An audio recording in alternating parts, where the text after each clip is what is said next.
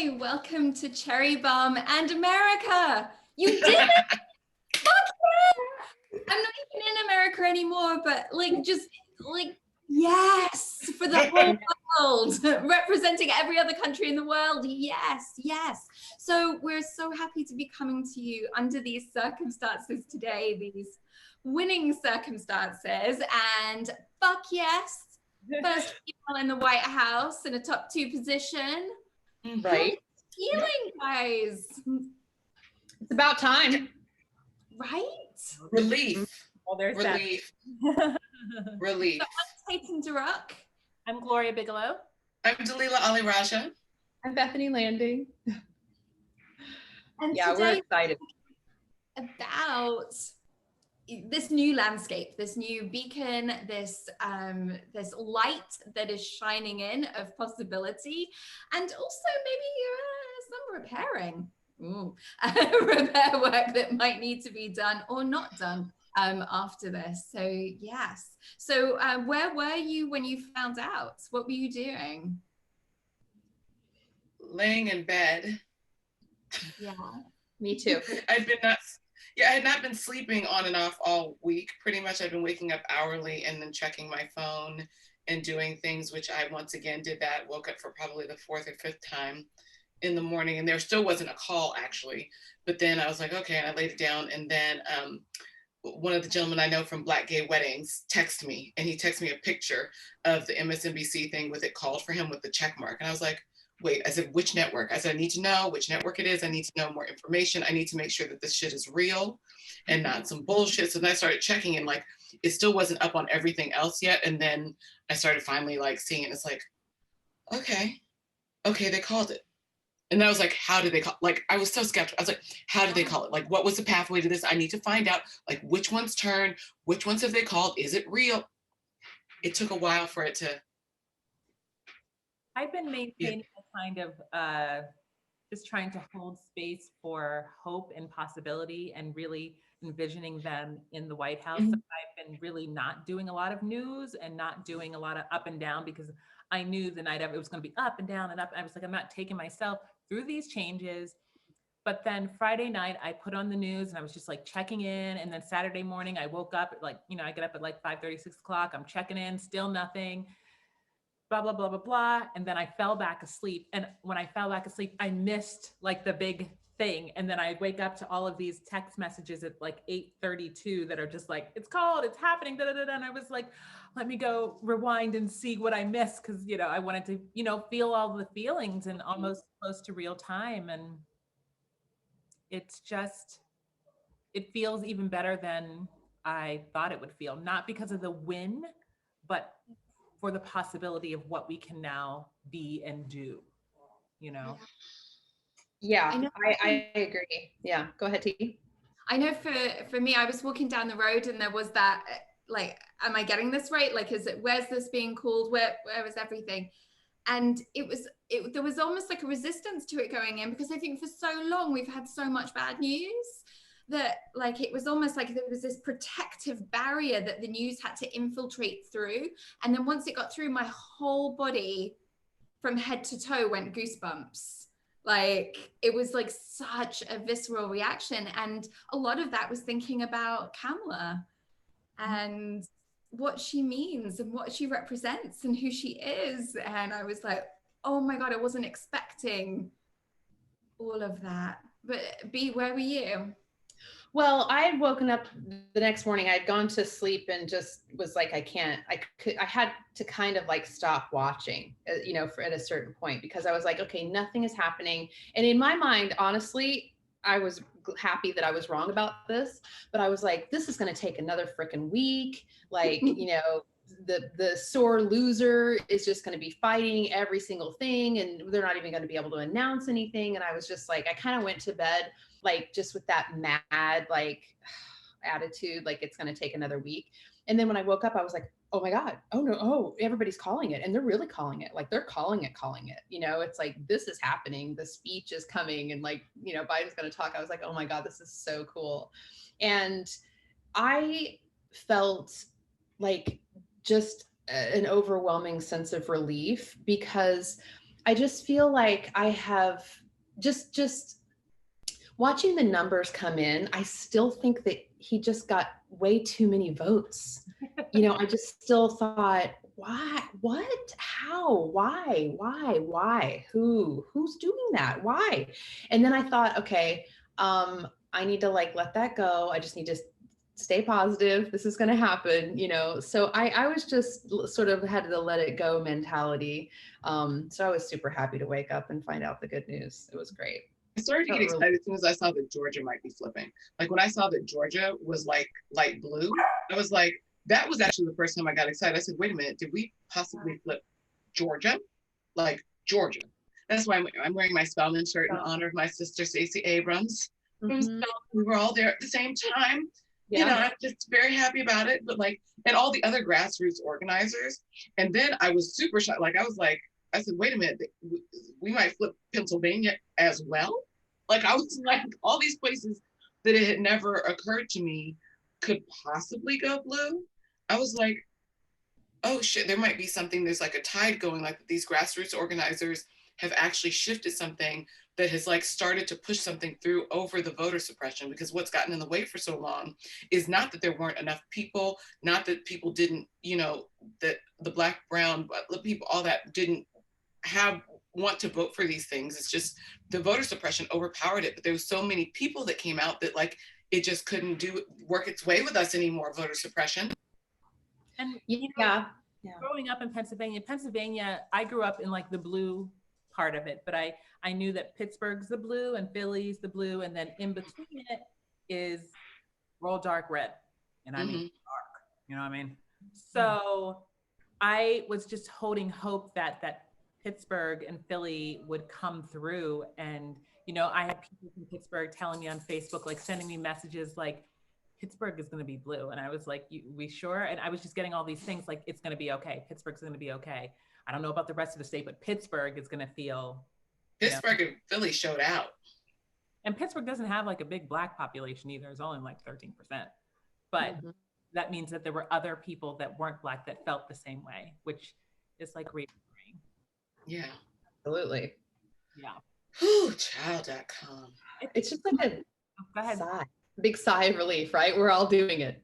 I've been like sighing a lot because I think sometimes, particularly this week, I've been realizing that I've been holding my breath and then like holding all this tension in my hip flexors because I'm just like so stressed and feel that tense because we've been living under duress. Like that's the part. That's why all the tears. It's like happy tears, but part of it is just like the cap being taken off because we've been feeling that oppression in a very real way and worried that was going to continue. Not just the oppression of just like, you know, being a person of color, being a woman and seeing all of those changes, but also like with the COVID. Ashes. Yeah.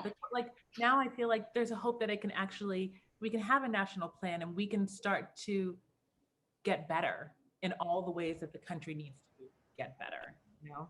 Yeah, I mean, I think it is going to take a lot of work. I think it's an interesting thing. Like I kept seeing all these things from my friends. They were so shocked that so many people still voted for him. I was like, it's almost like you haven't been listening to your Black friends for years because we've been telling you that the majority of y'all are on some fuck shit. And that the people who are my friends, like, it's like, y'all are great. You think most of the rest of you are like you. They're not. There's so many less of you than you could possibly imagine. We've been trying to tell you. We have been trying to tell you. I'm guilty because I thought the same thing. I was like, oh, so many people have seen this for 4 years, right? No. I mean, they've seen it, but their comfort is more important to them.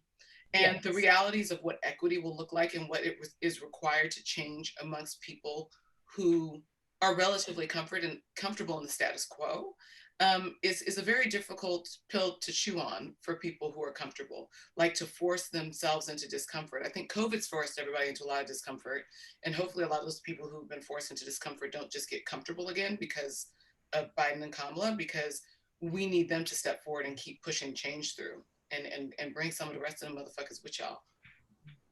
I think that thing is that obviously like there is the time to like just purely let your hair down, absolutely celebrate, but then there is that kind of, oh, there's a lot more work to be done, and they're coming in, like Barack said, like no other president has ever faced this. The amount of issues, the amount of repair that needs to happen. So they've really, really got their work cut out. And it kind of means that, yeah, the activism, like this is the beginning of it stepping up again. Yeah. The time in between is a really good time now for like reflection. And you know, I tend to go towards the like, I think you need to have all different kinds of people, you know, in the fight. You know, I think you have to have like warrior energy, and I think you have to have like love energy and mother energy. I think you have to have all of those things for the fight. And right now I'm still so in the joy and just trying to like live and stay in the joy and the happy. And I see the people filling the streets and dancing, and I've been dancing in my own house, you know, just like that energy. And then the like the repair energy, like I'm excited to say like we're going this way, and it's going to be a really good time over here.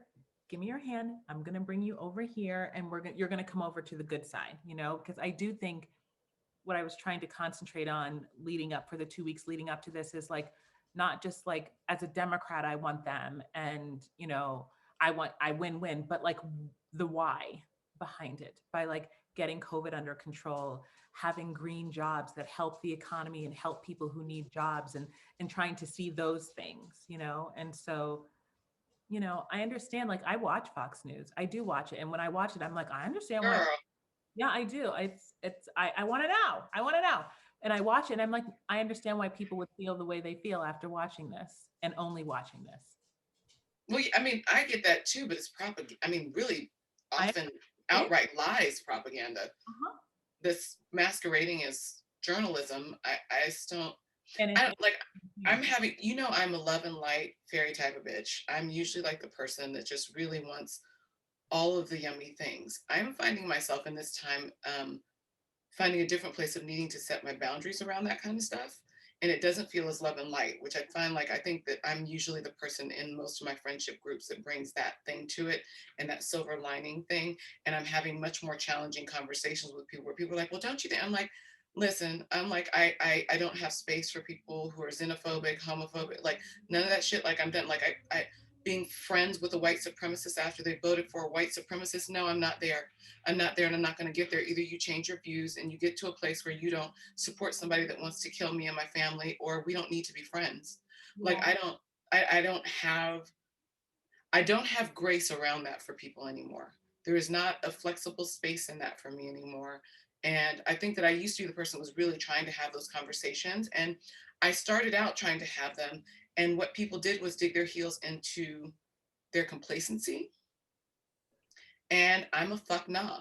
I'm like, either you step up and get uncomfortable. And I could tell, like I could see it on friends' faces of watching them get increasingly more uncomfortable when they're having conversations with me, because I think they were expecting me to be their Black friend that feels safe. And I'm like, no, you're gonna have to be uncomfortable for a while. It's just gonna be fucking uncomfortable. You're gonna have to talk to your friends. You're gonna have to talk to other white people. You're gonna have to do these things. Like you have to do the work. This shit's not on us anymore. You need to do the work. Mm-hmm. I'm gonna donate to people. I'm gonna do my thing, but I am not lifting up this shit for y'all anymore. Y'all need to lift this shit for yourselves. Yeah. And now at least you've seen this vote and you know that there's a lot more out there. Go do something about it. Yeah.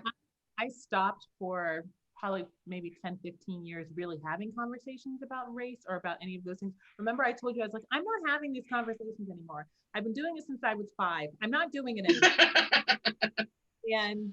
And I think now I'm at a place, and it could be like the teacher in me that really, I think, wants to give people, ask the questions that get them to do the thinking. You know what I mean? I think that's the part of me that like knows that, you know, people can find these things on their own if they're asked the right questions. And so I think the teacher in me just wants to like ask questions and let the thinking be on them, and let the labor be on them, and let them get to where they need to go, you know. But I guess that's how the ebb and flow works. Like you decided to stop, and then now I've stopped, and now you're asking questions. Like maybe the universe just, you know, flows this in and out of we're capable to do in the moment. And like you were saying about the different types of energy, the warrior energy, the mother energy, that like all these different things, that like whatever our role is, it can shift with whatever else we're balancing at any particular time, right? Like there's also kind of figuring out what's going on in your world and what you have the energy to give. And it's what do you guys think you guys' energy is in this kind of thing in this moment? I know it ebbs and flows, but what space and energy do you hold around it this time around? I'm teacher energy. Okay. I think I'm still mama energy, but now I'm like mama where like you done fucked up. You done fucked up. And you need a little discipline and some boundaries because you done fucked up. What about you, B? I don't know. I'm thinking about that. That's a really good question. I feel like as this sort of sinks in, I feel like I'm gonna find that space, because I feel like there's a lot to be healed, and I feel like asking myself what's reparable, what can we repair here, and what's not reparable, like what relationships or what situations do you just let go and you're like, this is it, just like you said, like what I don't have the space for teaching people at a certain point. And I'm kind of in that same space too. I'm like, who do you try to repair things with? And I mean, I feel like I can think of a handful of situations that I'd like to sort of, revisit. So maybe it's a peacemaker, maybe there's a handful of folks that I can do that with. But I don't know, maybe I'll find my place at a little bit more firm footing once I'm like, it sinks in. I don't know. Tatum? Well, England still has its own little wannabe Trump. Yeah. And Right. so we're still stuck with him, probably for another 4 years, because the length of time is 5 years. And there was just a fairly recent election. So, but I mean, he's horrible. He's grotesque. He's racist. He's inept. I mean, again, I think for me, I really want to challenge what a politician, how leaders are supposed to look, right? And this idea that like this Etonian privileged, white men, that is still very much here. Like, there isn't, I was talking to my cousin about this, like, there isn't sort of the same, like I can barely name any politicians here. Like I know a few, but like they're not as charismatic. There seem to be as many rebels. There's no one like super, like there's a couple of people that I really, really love. But like I really feel like there needs to be more. And I think there needs to be a bit more interest. And I feel that tug of like, what do you want to do about it? What do you want to do about it? Run for office. Well,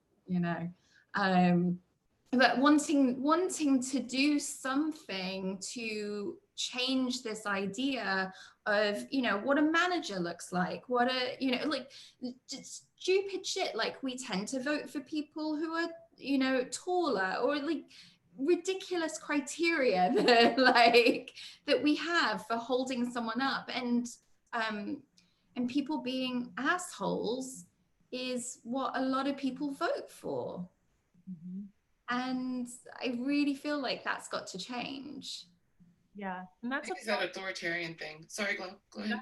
Go ahead. No, I was going to say that authoritarian thing, a lot of people cling to because it makes them feel safer. Because they're like, if I'm not making all the decisions for myself and there's somebody that seems so sure of themselves, even if it's so sure over a cliff, it feels sometimes better to them than if they went on their own a different way. Because I think some people even consider like, maybe I should have jumped off the fucking cliff. Like maybe that was better somehow than what I did. And I think that that's why that ideology thrives. But if you look at cultures where, for instance, a lot of women are in power, the actual functional government is working better. Like it's just working better, like when it's not actually run by that. But I think the fear thing that drives us, that fight or flight thing, has people vote for the authoritarian that's like bringing up all the fear. I'm going to reiterate, I think you should run. I have two different friends that ran in elections this last cycle. One of them won her race, the other one didn't, but they actually were running on some of those same kind of slates, those ideas of like transforming things and bringing somebody different into the government, someone whose voice is not as well heard. And a lot of people really coalesced around them because of that, because there's a lot of people who don't have the courage to use their voice. And I think that there's something about that authoritarianism to me is like there's a lack of self-trust in that. You know what I mean? Like you don't trust yourself to make the right decision. So you're putting it on somebody else who you think and who we hold up as the people that can make those decisions. Like with all of the COVID of it all, I just kept thinking like, where is the systems thinker? Like, is there not a systems thinker in the whole bunch? Is there not somebody who can go, if then, if then, if then? Like, where are those people? Where are the people who have like labels and stuff? Because you want those kind of motherfuckers working on a pandemic, right? Not like the entertainer that we had out there who was, trying to make jokes. It's like, no, I want like a systems thinker. I want a person that labels shit and has a to-do list. They got rid of all them people. Yeah. Because those people would have just been like, we should just follow the fucking pandemic plan that's already here, because it makes sense. Yeah. And so those are the kinds of the pandemic plan that got thrown out the window by the administration very early on. And all kind of stuff, and had a monthly. Those are the kinds of people that I want to see, because those are like policy wonk people and people who like get in the grit of like the policy and like how it works and how it helps. And also the idea of like people who aren't so fixed in their mindset, who have more of like a growth mindset about things. Like, if you get more information and it's new information and it's better information, it's okay to change course.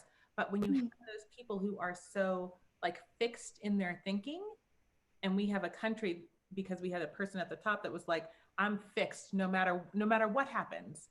I'm never wrong. It's all fixed. But saying like someone that has the grace to change their mind and has the grace to like pivot when needed. That's what I feel like in leadership you're able to do. And now we try to teach that to kids, right? We say like, we have a growth mindset. You know what I mean? Like you have, the ability to change your mind. You have the ability to learn. It's not just a fixed thing. Our adults, we need those kind of adults to be. It's interesting. What came up to me while you were talking is that I think actually most countries, but for whatever reason, this country in particular have almost like a PTSD from being constantly on guard for war. And I think what happens is people are choosing leaders that they think will be good in a war in case something goes wrong, instead of choosing people that will be good at building a flourishing society once it's safe. And I think that happens consistently in several places. So when all these things are coming up where there's different demographics and different ideas coming in, it probably taps on the neurological things in the brain and the body that says there may be a war soon, because there's all these things that are so different from me coming into my experience. And for a lot of people, that bringing of something different pre-swaged something bad or a war or a conflict. And so they're looking for someone that would be good in a war, who can make decisive decisions for everybody very quickly to fight for something violent, versus if you're coming from a space of peace and ease and knowing that we're safe and that we're building systems so that we flourish, that's a different place to lead from. I think like everybody, because we needed it so bad after the wars, everybody was willing to kind of lean into that with Obama some, you know what I mean? Like with that he had peace and hope ideas in there, but they also, I think, saw him as someone who would fight a war if he needed to. But I think as the demographics changed more, it's like, I think that those people who were set really saw it as like, there's a war coming. Like they're still, I think, somehow viscerally fighting the Civil War. That's why they're flying the Confederate flag. The Confederate flag wasn't even a thing for very long. Like it was basically resurrected out of the ashes for the KKK. It wasn't even like a thing that was a thing, you know what I mean? So, but they're still trying to fight that because they feel like they lost something. And I think that they still feel like that, and they're seeing that they're losing it from their perspective more and more, and they're still trying to fight a war to keep it. Yeah. Yeah. And that's why I know Marianne Williamson, like people think that she's like a nutbag. Oh no, I love her, but everybody thinks, the woo, she's smart as fuck. But she talked about having like a Department of Peace. And I really think like, what could something like that look like? You know what I mean? Like even if you have like a Defense Department, why not have the other end of it? You know what I mean? It takes all energies, right? So you want to have somebody who's over there, and that way I don't have to think about it. You could be over there looking at what could, if then for that. And then the Department of Peace, this whole idea of like, how do we make a more peaceful and just society? Like someone who's really spending the time to think about those things. And what does that look like? And people say she's a nutbag, but I don't think she's a nutbag at all, but also I'm airy fairy, and most of the shit that she's talking about is the stuff that I believe too, and it's actually taking it a step further in ways that I think need to be affirmed. But I also think that the majority of the country isn't even close to there, because if it's farther out than me, and my ass, I'd be thinking really far out there. So like if it's even far out than me, but it gives me pause, it's like, oh no, that's a super smart way to do that. But like I'm coming from fairy angel land, and I'm able to see that. Most people, it's like such a big leap, they can't, there's too much cognitive dissonance for them to consider it. Yeah. I mean, I think Jacinda Ardern has done amazing things for changing what leadership can look like, and that toughness can take a very different look. Because I do think this, and I may have said this before, like I do think that narcissist traits are what are often held up as what leaders look like, and narcissism mixed with stupidity is often like, people just lose their minds for that shit, right? So it's that balls to the wall. Yeah, right. They don't waver. They're big, stupid, dumb, and really certain about it. Yeah. Right. Well, we've had that in space. Tons of that. And but the thing is, like, because we've had it in businesses, because we've had it in law, in medicine, and all these other places, right? We've had it in so many other industries. It looks normal, and it's been rewarded. Is the other thing. Yeah, absolutely. With a baby, and then she just hired as a Maori woman as her foreign, I'm messing up the name of it, but like the sort of equivalent Secretary of State.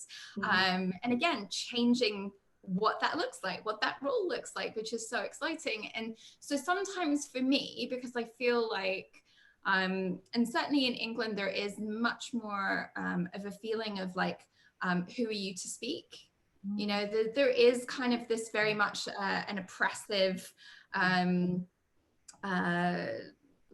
of, like, America has that exceptionalism, and if you say something, it's important because you also wrote essays about what you did over the summer. Here it's you're not important, are you? Like it's just not like that, you get the same customer service as everybody else. Like there isn't that, and there's good and bad to that. But sometimes I think to myself, instead of what would Jesus do, I think, what would a narcissist do? Right? Like, if I could just channel just enough narcissists, just enough, I think that could be a winning ticket. That's kind of what I do. Like, what would a mediocre white guy do? Me too. I have that one too. Mm-hmm. Yeah. A guy who's got nothing to prove, nothing to lose. It's just, everything's so easy for me anyway. So what would I do? And everybody supports even just the least things, like the little things, like it's fast. They talk about like resumes and stuff, and how in the work environment. Yeah.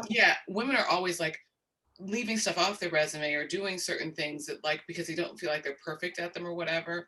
And my wife used to work in hiring, and she would be like, the women would come in and they would have certain things, and she's like, okay, for them to have done this job and to know this other thing, they had to have known all of these other things, otherwise they wouldn't have been able to do it, but they weren't on their resume. And so she'd ask them, like, do you know that? Oh, well, yeah, no, I know that, and listing them and be like, but I'm not like an expert at them. Whereas like the dudes, especially the white dudes that would come in, would put shit on there that they had just like looked at another friend doing.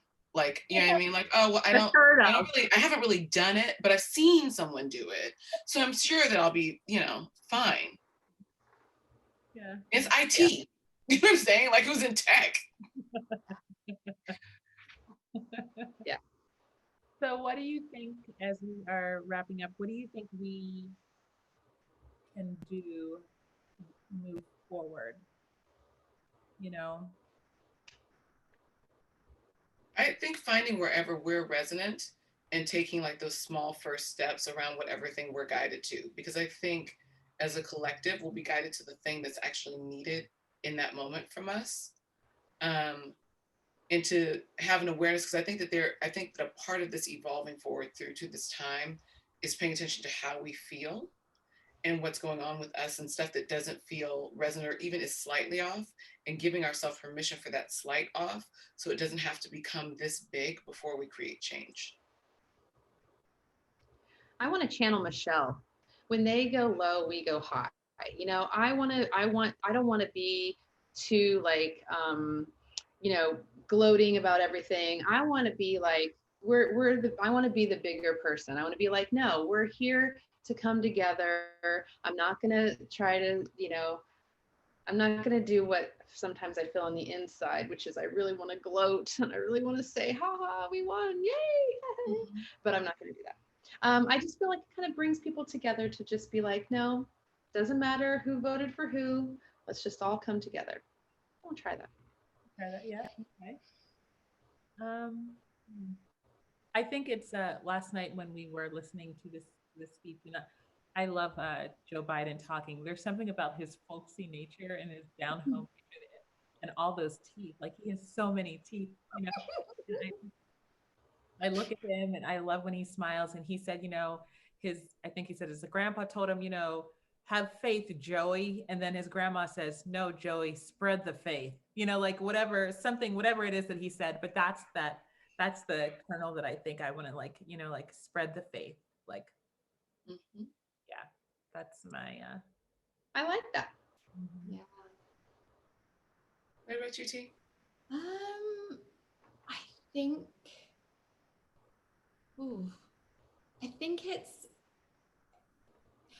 I think it's maybe getting braver, right? Like, I think to some degree, what we've all been through in the world, like seeing what Trump's done, seeing the effects, seeing the rise of the right wing in other countries, other places around the world, seeing all of this, there is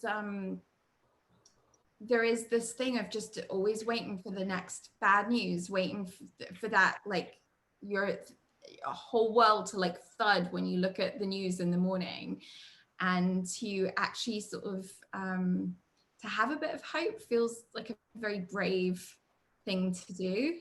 But seeing,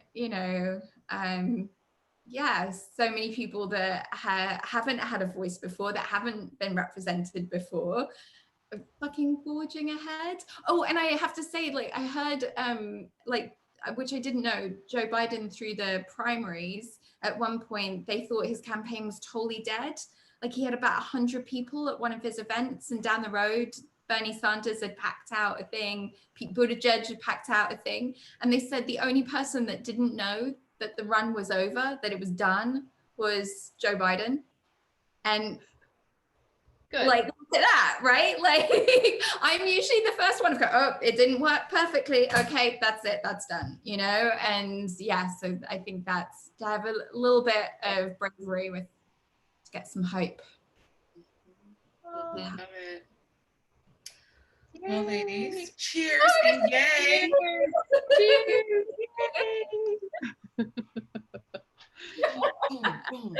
Go Biden.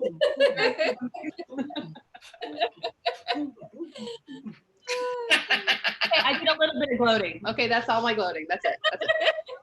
That's celebrating. Celebrating. Oh yeah, celebrating is okay. Yes, you didn't go to like someone's house and then step on their flag and then dance. No. Good Lord, no. A lot. I didn't do any of that. Thank you all so much for tuning in to Cherry Bomb. See you next time. Yay. Bye. Cheers. Cheers. Oh, I forgot my drink. That's all right.